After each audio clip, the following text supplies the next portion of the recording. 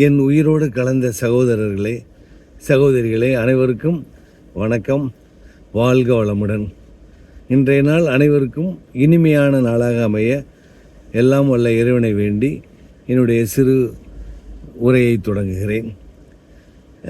இன்றைக்கி ரெண்டு பேர் நல்ல நண்பர்கள்.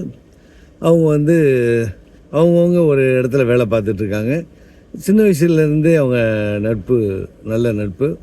அவங்க டெய்லி சாயந்தரம் கடைகளில் மீட் பண்ணுவாங்க. ஒரு மணி நேரம் பேசிக்கிட்டு இருந்துட்டு வீட்டுக்கு போகிறது அவங்களுக்கு பழக்கம். அதே மாதிரி ஒரு நாள் ஃப்ரெண்ட்ஸ் 2 பேரும் சாயந்தரம் மீட் பண்ணுறாங்க. மீட் பண்ணும்போது பார்த்திங்கன்னா ஒரு நண்பர் ரொம்ப சோகமாக இருந்தார். அப்போ உடனே என்னப்பா ரொம்ப சோகமாக இருக்கேன், எனக்கு என்றைக்கும் இல்லாமல் ஏன் என்னாச்சு அப்படின்னு இன்னொரு நண்பர் கேட்குறாரு. இல்லைப்பா, எங்களுடைய சித்தப்பா செத்து போயிட்டாரு அப்படின்னு சொல்கிறான். என்ன படுவா, அதை சொல்லக்கூடல என்கிட்ட. இல்லை, வெளியூரில் இருந்தார், இறந்துட்டார் அப்படிங்கிற மாதிரி சொல்கிறான். இப்போ அப்படியா, இப்போ ஒன்றும் சொல்ல முடியல பாவம் அப்படின்னு சொல்லிட்டு இவனுக்கு காட்டசியாக அவனோட பேசிகிட்டு இருக்கான். அப்போ ஒரு வார்த்தை அவன் சொல்கிறான், ஒரு 20 லட்ச ரூபா சொத்து எனக்கு எழுதி வச்சுருக்காரா அப்படிங்கிறான். இவனுக்கு ஆச்சரியமாக இருந்தது. பரவாயில்லையே, சித்தப்பா கூட சொத்துலாம் எழுதி வைக்கிறாங்களா, பரவாயில்ல, கொடுத்து வச்சேன் இவன் அப்படின்னு சொல்லிட்டு இந்த நண்பர் விட்டுறான். அப்படியே போயிட்டுருக்கு. அடுத்து கொஞ்ச நாள் கழித்து மறுபடியும் மீட் பண்ணுறாங்க. உள்ளூரில் வேலை பார்க்குறாங்க, சமயத்தில் வெளியூருக்கு போயாச்சு. அப்புறம் திருப்பி மீட் பண்ணுறாங்க. மீட் பண்ணும்போது அன்னைக்கு பார்த்தா ரொம்ப சோகமாக இருந்தான். அன்னைக்கு என்னப்பா ரொம்ப சோகமாக இருக்க, இன்றைக்கி எப்படி இருக்க, என்னாச்சு அப்படின்னு கேட்கும்போது, இல்லைப்பா எங்கள் மாமா செத்து போயிட்டாரு அப்படிங்கிறான். என்னப்பா வரிசையாக அப்படி நடந்துக்கிட்டே இருக்குது, என்னாச்சு அப்படின்னு கேட்குறான். அப்புறம் சொல்ல ரொம்ப ஃபீலிங்காக இருந்தான்.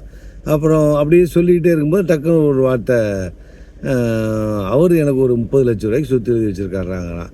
இவனுக்கு டேய் பயங்கர யோகாரண்டா, நீ இப்படிலாம் நடக்குதா அப்படிங்கிற மாதிரி சொல்லிட்டு அமைதியாக ஒன்றும் சொல்லவும் முடியல. மனசுக்குள்ளே தான் சொல்ல முடியுங்களே, வெளியே சொல்ல முடியல. கேட்டஸியாக எல்லாம் பேசிவிட்டு அன்றைக்கி அந்த நாள் முடிஞ்ச போது இது அப்படியே போயிட்டுருக்கு. அடுத்த ஒரு குறிப்பிட்ட காலத்தில் அன்றைக்கி ஒரு நாள் சாயந்தரம் விடும்போது அன்றைக்கி ரொம்ப ரொம்ப சோகமாக இருந்தான். சோகம்னா அப்படி ஒரு சோகமாக இருந்தான். இவனுக்கு ஒன்றும் சொல்ல முடியல. என்னப்பா என்ன ஆச்சுங்கிறான். எங்கள் தாத்தா செத்து போயிட்டாரா அப்படிங்கிறான்.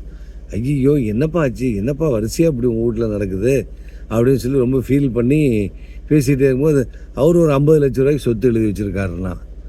இவனுக்கு கோவம் சொல்லவும் முடியல, விழவும் முடியல. ஏன்னா பெருசாக சோகம்னு சொல்லி ரொம்ப சீனாக போடுற.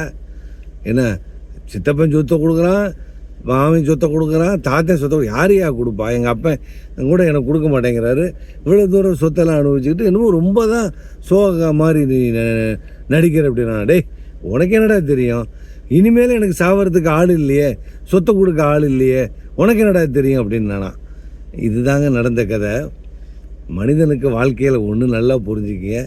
பணம் வந்தால் சந்தோஷம் வந்துடும், பணம் வந்தால் மகிழ்ச்சியாக இருக்கலாம் அப்படிங்கிற விஷயம்லாம் உண்மையிலேயே ஆராய்ச்சி பண்ணி பார்த்தோம்னா கிடையாதுங்க. பணத்துக்கும் சந்தோஷத்துக்கும் சம்மந்தமே கிடையாது.